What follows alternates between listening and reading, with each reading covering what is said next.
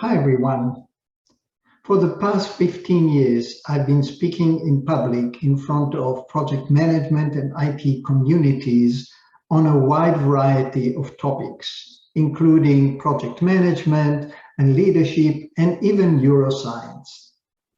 But for the next period of time, I've decided to focus on one topic only, and that is helping you, the project manager and IT professional, to overcome the career roadblocks that are holding you back and to help you get on a career path of which you will be proud for the rest of your working life. A few weeks ago, I decided to do an analysis of all my coaching clients that I've worked with since 2008 to determine what were the factors that were holding them back in their careers. And to my surprise, I found that most of my coaching clients were sharing very few common reasons why they felt stuck and frustrated with the lack of progress in their careers. So, in this series of posts that will come out every Tuesday, I will share with you the most common reasons that were holding my coaching clients back in their careers and what did they do to overcome these roadblocks that were holding them back. The number one reason that emerged from my analysis is what I call the missing advocate. And to illustrate this, let me tell you the story of Jane, which I may have shared with you before. Jane was the country general manager in a multinational, very large and complex company. Jane was a very capable leader, and year after year, she produced the highest profitability and the highest revenue out of all the other divisions in her company. And yet, the promotion that she was longing for so much never materialized for Jane. So when I started working with Jane, I asked her first, Jane, tell me about your relationships with the C-level executives in your company. And Jane said, there is not much of a relationship to speak about, actually, she said. You see, all the top leaders in my company are old white men sitting in their ivory towers at head office, and I have very little in common with them. You see, Jane is a woman of color, and she grew up in a very different environment. She worked very hard to further her education. She earned her PhD, and then she worked even harder to achieve a prominent position in her career, climbing up all the way to the level of country general manager. But then it turned out that Jane did not have an advocate that was willing to push for her promotion when the time for promotional discussions took place every year at head office. So I said to Jane, we need to adopt a different strategy, a strategy that will work much better for you. So if you are in a similar situation, I'd like to share with you a step-by-step approach that might change the course of your career. Step number one, sit down and identify the top-level executives that will be sitting every year around the table to decide who will be promoted to the next level. Step number two, select 2 or 3 of these people and start building a relationship with them. Start getting to know them and helping them to get to know you.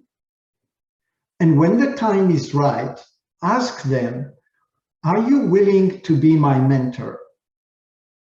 You will be surprised that executive level people are more than willing to mentor young up-and-coming leaders in their company. And they will find the time to help and mentor you to be the best that you can and to grow in your profession within their company.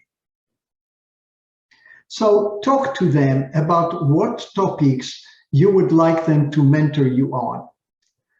Ask them what would be the best way for them to mentor you, where and how frequently you should meet, whether it's in person or through Zoom meetings or whatever other way. Ask them if it would be helpful for you to send them the topics that you would like to be mentored on ahead of time, ahead of each meeting that you will hold together. Step number 3, once they've agreed to mentor you, start working very hard on building a relationship with each one of your mentors. Make sure that you provide them all the opportunities to get to know you, like you, and trust you. Ask yourself, what can I do for them? How can I help them be successful in their career? After all, they are contributing a lot by mentoring you, and you should be thinking about what it is you can do to help them achieve their own goals and be more successful in their careers. And step number 4, when you feel that the time is right for you, when you feel that you are ready to get to the next level in your career, share your expectations with your mentors. But don't make it about yourself and don't make it about your promotion. Rather, make it about what is it that you can do to contribute even more to your company. What is it that you can do to expand your range of responsibilities and to bring even more value to the company as well as to its senior stakeholders, including your mentors. And so, when the time will be right, and the next promotional discussions will take place in the company, those mentors that you've been working on to build a close relationship with for maybe a year, maybe longer, will be then ready to push for your promotion. In summary, doing an excellent job in your area of responsibility is necessary but not sufficient to ensure that you progress in your career as fast as you aspire to. And the more senior you are, the more it is necessary for you to develop deep relationships with senior stakeholders in your company so that they would become your advocates and they will be ready to push you forward in your career when the time is right. Back to Jane, the country general manager. A few weeks ago, I received an email from Jane saying, "Hi, Yuri.